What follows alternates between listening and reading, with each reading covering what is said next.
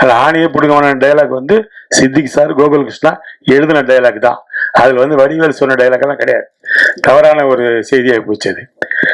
ஏன்னா நான் ஸ்பாட்ல இருக்கிற அண்ணல் தெரியும், ஒரு டைலாக் கூட அவர் எழுத சொல்ல விட மாட்டார். ஒரே ஒரு டைலாக் நான் சொந்தமா போட்டேன் அந்த படத்துல. பிரமன்ராஜ் சார் கேட்பா, டேய் நேற்று பஸ் ஸ்டாண்ட்ல என்ன நடந்தது அப்படின்வாரு. நான் ஒன்னு ஆடு நடந்தது மாடு நடந்தது அப்படின்வேன். ஒன்னு கட்டு அப்படின்ட்டார் டைரக்டர். என்ன இது டைலாக்? அவர் என்ன கேட்குற, நீங்க என்ன சொல்றீங்க? இல்ல சார் இது ஒரு மாதிரி கல்ட்டு ஜோக்கு சார் அப்படி. அதெல்லாம் வேணான்ட்டா. இல்ல சார் வச்சுக்கலாம் சார் ப்ளீஸ். சரி சரி வச்சு தொலைங்க அப்படின்னு வச்சுட்டு போனாரு. அந்த ஒரு டயலாக் தான் அந்த டோட்டல் படத்துல சொந்தமா ஒரு நடிகர் சொன்ன டயலாக். அது கூட சிம்பு இருக்காரு, டிஆர் சன்னு, அவர் எங்க பார்த்தாலும் சொல்ற டைலாக் தான். சார் எனக்கு ஃப்ரெண்ட்ஸ்ல ஆணிய புடுங்கனோட ரொம்ப பிடிச்ச டைலாக் ஆடு நடந்தது மாடு நடந்தது அப்படின்னு தான் சொல்லுவார். அந்த மாதிரி சித்திக் சாரை பொறுத்தவரைக்கும் every thing is in paper, every thing in is mind.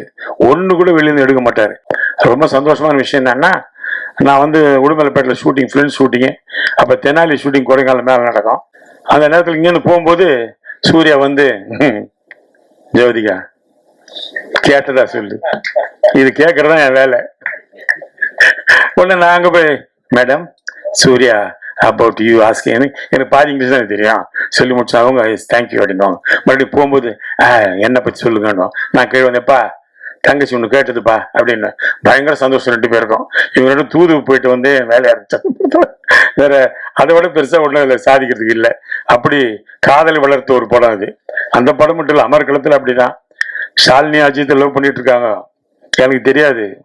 நான் உட்காந்து அட்வைஸ் பண்ணிட்டு இருக்கிறேன் அஜித்துக்கு, அஜித் சினிமாவில் இருக்கிற யாரையும் லவ் பண்ணி கல்யாணம் பண்ணாத, நான் ஃபேமிலிக்காக லவ் பண்ணி கல்யாணம் பண்ணேன், புரியுதா? ஏன்னா சினிமா அப்படி இப்படின்னு அப்படியே அதை வந்து ஸ்டரன் சார் டைரக்டர் அவர் இதுல பாக்குறாரு மானிட்டர்ல, என்ன அவன் சீரியஸா பேசிட்டு இருக்கிறான், வாங்க அப்படின்னு கூப்பிட்டாரு. என்ன பண்றீங்க?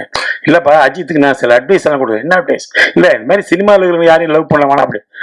பாவி ஷாலினி லவ் பண்றாங்க, அடுத்த மாசம் கல்யாணம், உனக்கு படம் வேணுமா வேணாமா இதோட போடு மிரட்டினார். அத்தோட வாயை முன்னோன்னா நான் பேசவே இல்லை அதுக்கப்புறம்.